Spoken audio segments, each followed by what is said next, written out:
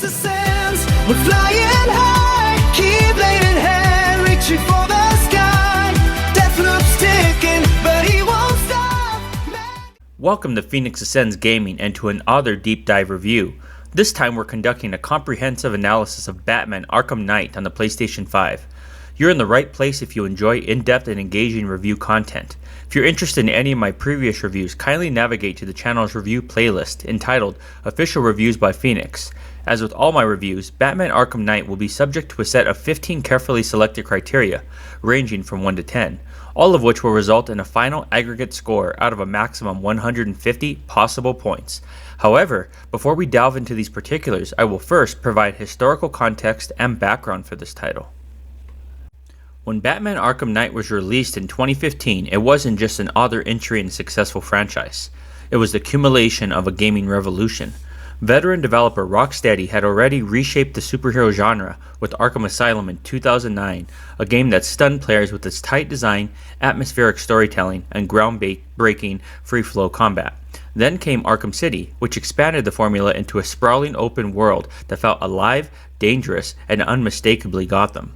By the time Arkham Knight was announced, expectations were not just high, they were astronomical. Fans weren't just hoping for a good game, they were hoping for a definitive Batman experience. The story picks up 1 year later after the events of Arkham City. Gotham is on edge, evacuated after Scarecrow unleashes a new strain of fear toxin that threatens to plunge the city into chaos. Criminals seize the opportunity to take over the streets, and a mysterious new enemy, the Arkham Knight, emerges with a private militia designed specifically to counter Batman at his every turn. Rocksteady understood they weren't just making a sequel, they were crafting a finale, a send-off, a final chapter for a version of Batman that had become so deeply personal to millions of fans. The tone is darker, the themes are more mature, and the psychological stakes are more intense. This is a Batman who has been fighting for years, who has lost allies, and who carries guilt and trauma, and who is now facing threats that strike at the core of his identity. The game's premise isn't just about saving Gotham, it's about confronting the ghosts of his past, and the consequences of his choices, and the limits of his resolve. Put simply, the stakes are higher, the threats are more personal, and the emotional weight is heavier than ever. Did Rocksteady deliver on this ambitious goal? Let's first begin our analysis by evaluating the game's narrative quality.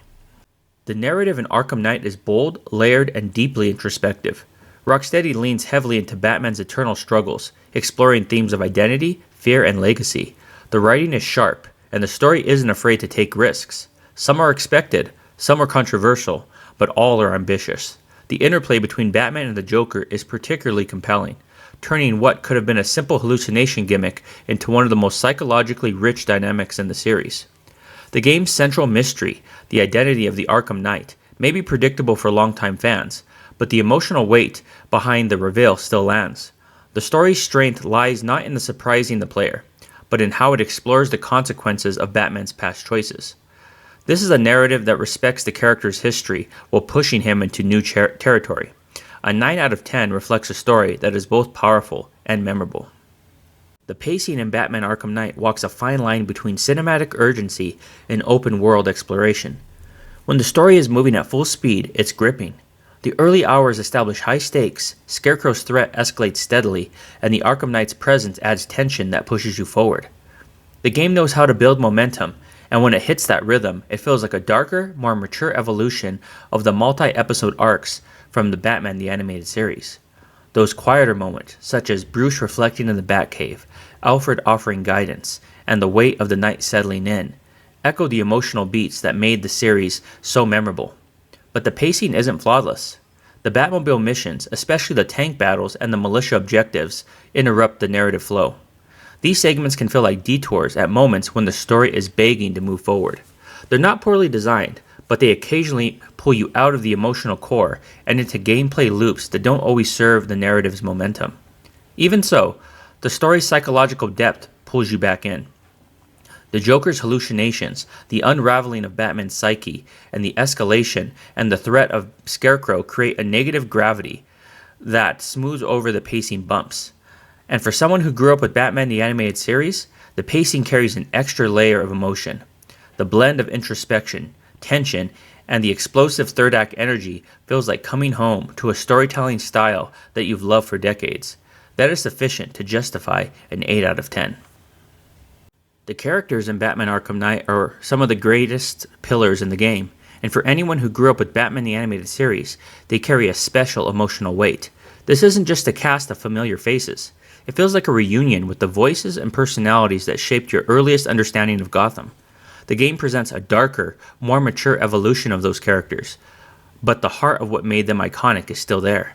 Batman himself is portrayed with remarkable depth. Kevin Conroy's performance brings a sense of gravity and vulnerability that feels like the natural continuation of the Bruce Wayne you grew up with. He's older, more burdened, and more haunted, yet still unmistakably your Batman. His internal struggles, especially with the Joker's presence in his mind, add layers of emotional complexity that make him feel human in a way few superhero games achieve. Mark Hamill's Joker is equally unforgettable. His role as a hallucination allows him to be chaotic, funny, and terrifying all at once. For fans of the animated series, hearing Hamill's voice again is a nostalgic jolt, familiar yet twisted into something far more psychological. It's like seeing a childhood villain return in a form that reflects how much you've grown since those early days. Even the side villains, such as Scarecrow, Penguin, Two-Face, Riddler, Firefly, Man-Bat, etc., feel like modernized versions of the characters you grew up watching. Their missions play like darker, more cinematic episodes, each capturing the essence of what made them memorable in the first place. And then there's Jason Todd, whose identity as the Arkham Knight is predictable for longtime fans. The emotional execution of his arc is powerful. His trauma and anger create some of the most intense scenes in the game, and for fans familiar with stories like Under the Red Hood, his presence feels like a accumulation of years of Batman lore. A 9 out of 10 reflects a cast that is not only well written and brilliantly performed, but emotionally reticent, especially for fans who grew up with the series. These characters don't just populate the story, they bring decades of history, nostalgia, and heart into every scene. Gameplay in Arkham Knight represents the peak of Rocksteady's refinement of the Arkham formula. Traversal is smoother and more exhilarating than ever. Gliding across Gotham feels like second nature, and the upgraded grapnel boosts let you chain momentum into a way that makes the entire city feel like a playground. The verticality of Gotham is used brilliantly, encouraging players to swoop between rooftops, dive into alleyways, and launch back into the sky with seamless fluidity. Detective mode remains intuitive and satisfying, allowing players to analyze crime scenes, track clues, and piece together events with a cinematic flair that reinforces Batman's identity as the world's greatest detective. The open world design is dense without feeling overwhelming. Gotham is divided into 3 major islands, each packed with side missions, most wanted cases, and environmental storytelling. The game rewards exploration with hidden details, Easter eggs, and dynamic encounters that makes the city feel vibrant.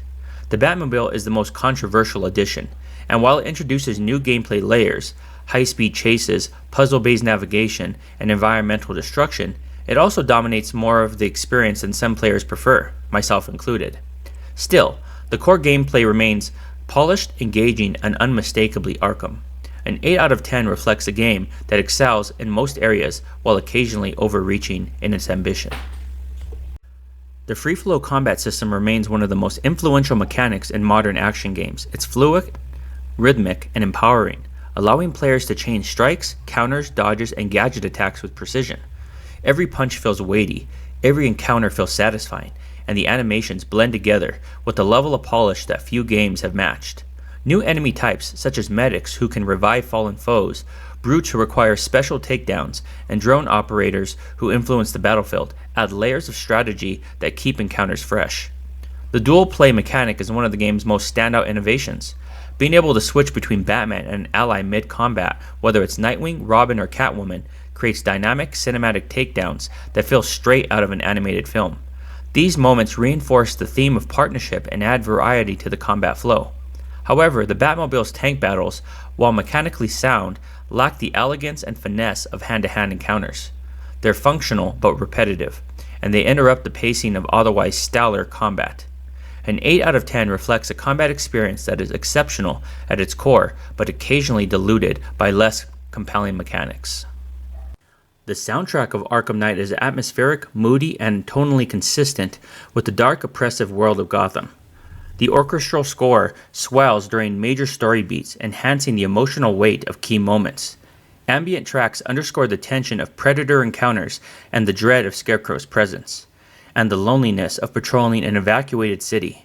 The music is never intrusive. It supports the narrative and gameplay without overshadowing them. However, compared to Arkham City's iconic and memorable themes, Arkham Knight's OST feels more subdued. There are fewer standout tracks that linger in the player's mind after the credits roll. Much of the score blends into the background, serving its purpose effectively, but rarely elevating scenes to its unforgettable heights of the series.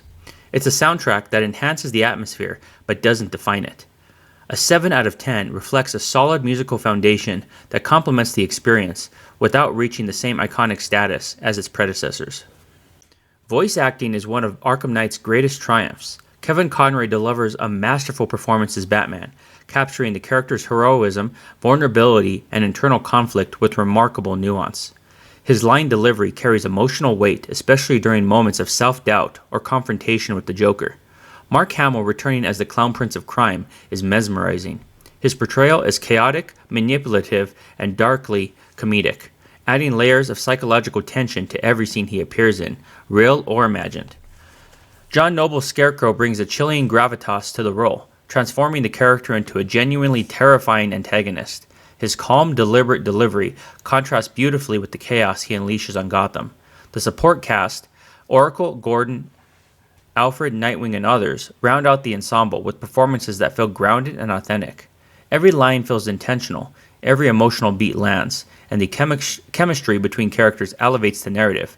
A perfect 10 out of 10 is not just appropriate, it's inevitable. Even in 2026, Arkham Knight remains one of the most visually impressive superhero games ever made. The level of detail in Gotham City is staggering.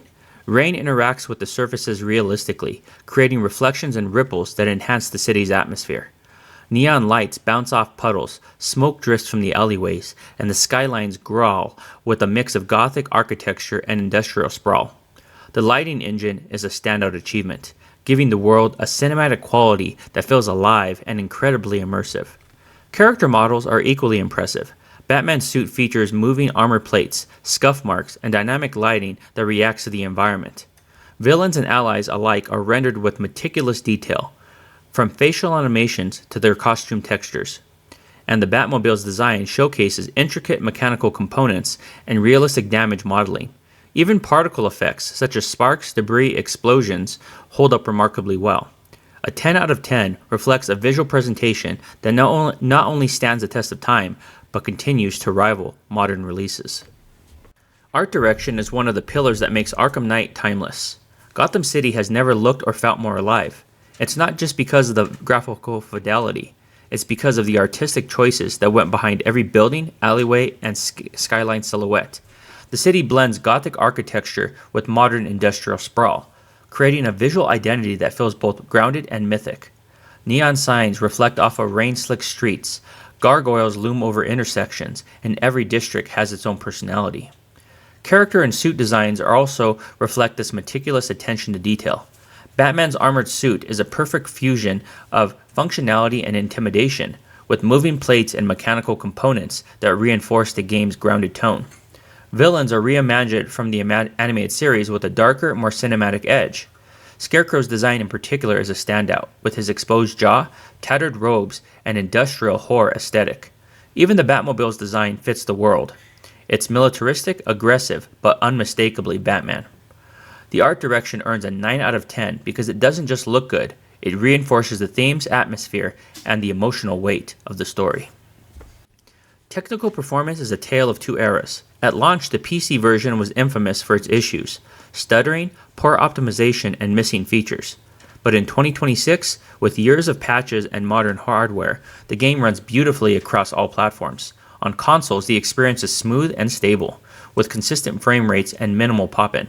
The world streams seamlessly, allowing players to glide from one end of Gotham to the other without loading screens interrupting the immersion. The engine's handling of weather effects, lighting, and physics is still impressive today. Rain interacts with surfaces realistically, capes and clothing interact with dynamic movement, and the Batmobile's destruction physics remain satisfying. Even the city's density, packed with detail, verticality, and ambient life, rarely causes performance dips. The only lingering issues are occasional texture loads or minor bugs, but nothing that disrupts gameplay. A 9 out of 10 reflects the game's current state, polished, stable, and technically impressive, even by modern standards. Mechanically, Arkham Knight is ambitious.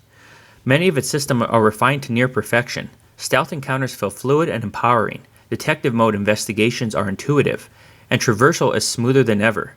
The dual play mechanic allows players to switch between characters mid-combat is one of the game's most innovative new additions. It adds variety, spectacle, and a sense of teamwork that fits the narrative beautifully.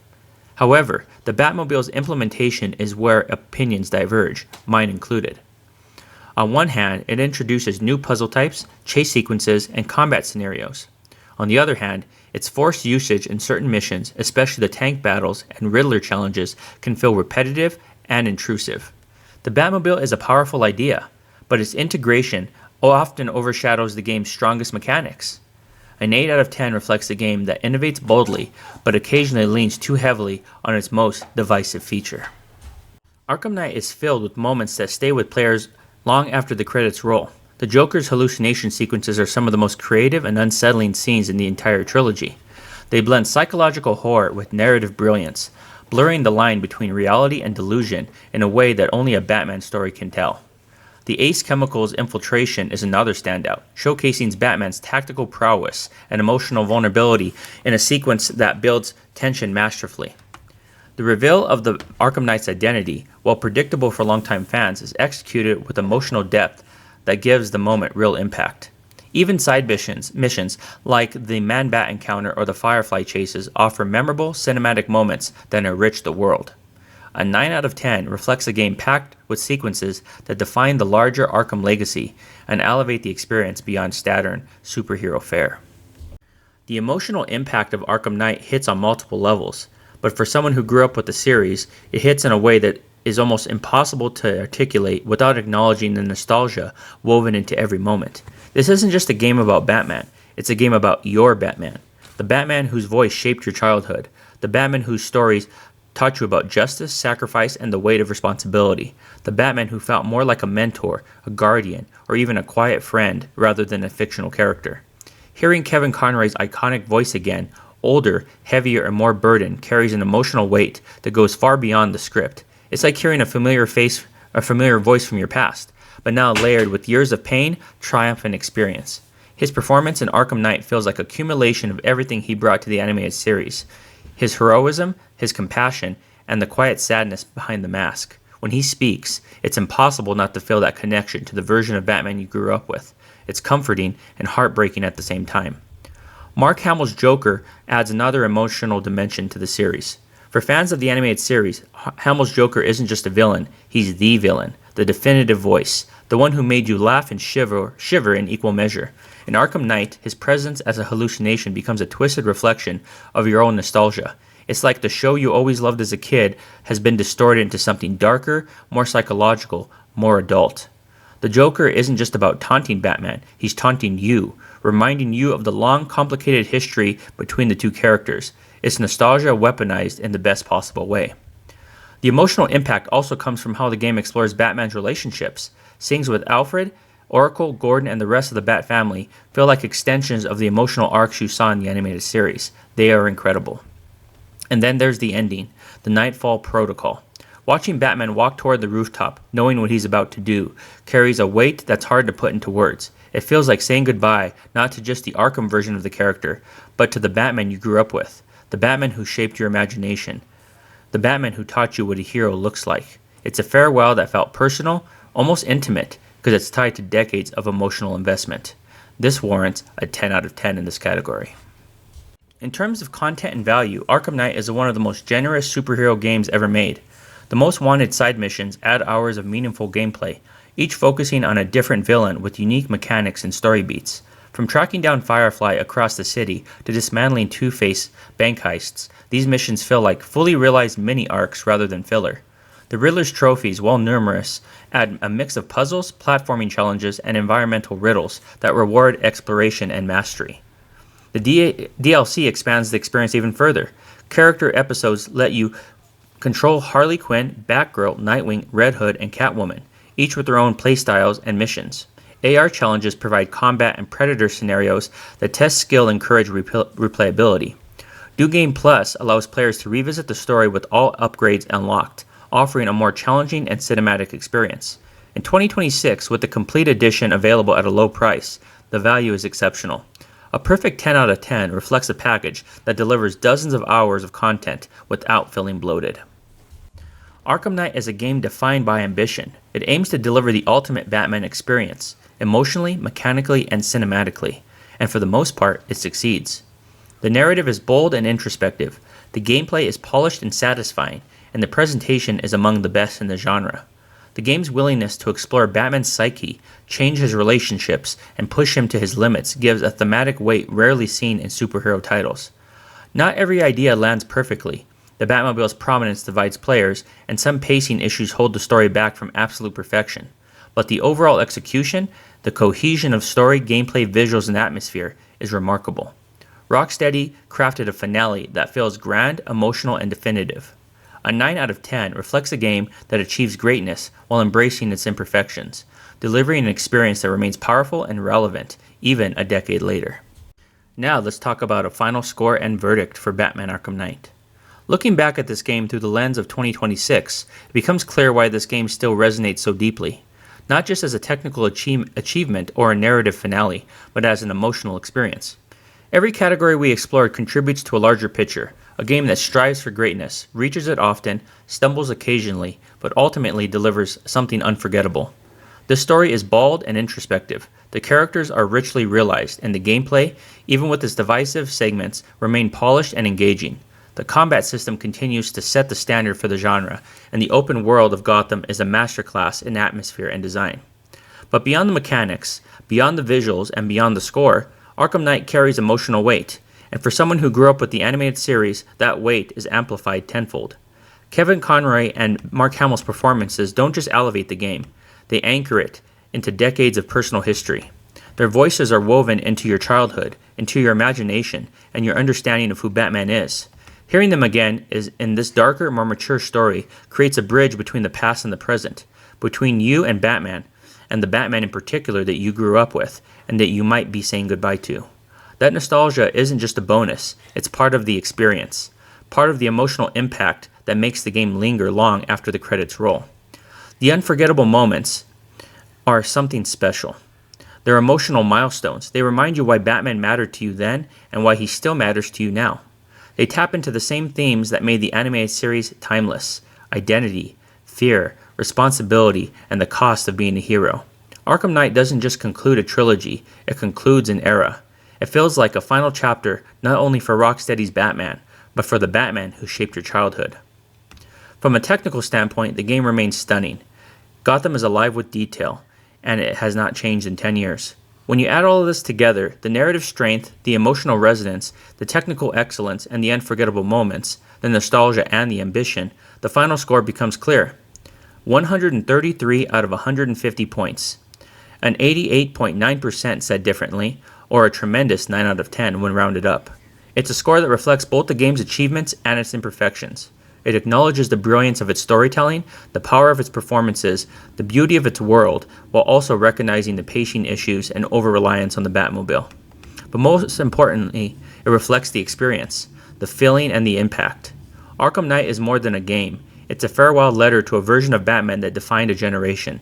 And for fans who grew up with the animated series, it's a reminder of why this character has stayed with you for so long, and it's a finale worthy of the Dark Knight. Whether you're returning to Gotham or stepping into the cowl for the first time, Arkham Knight remains a must-play experience, and in 2026, it's absolutely still worth your time. Thanks for watching, and remember, the night is always darkest just before the dawn, and as always, keep ascending. Phoenix out.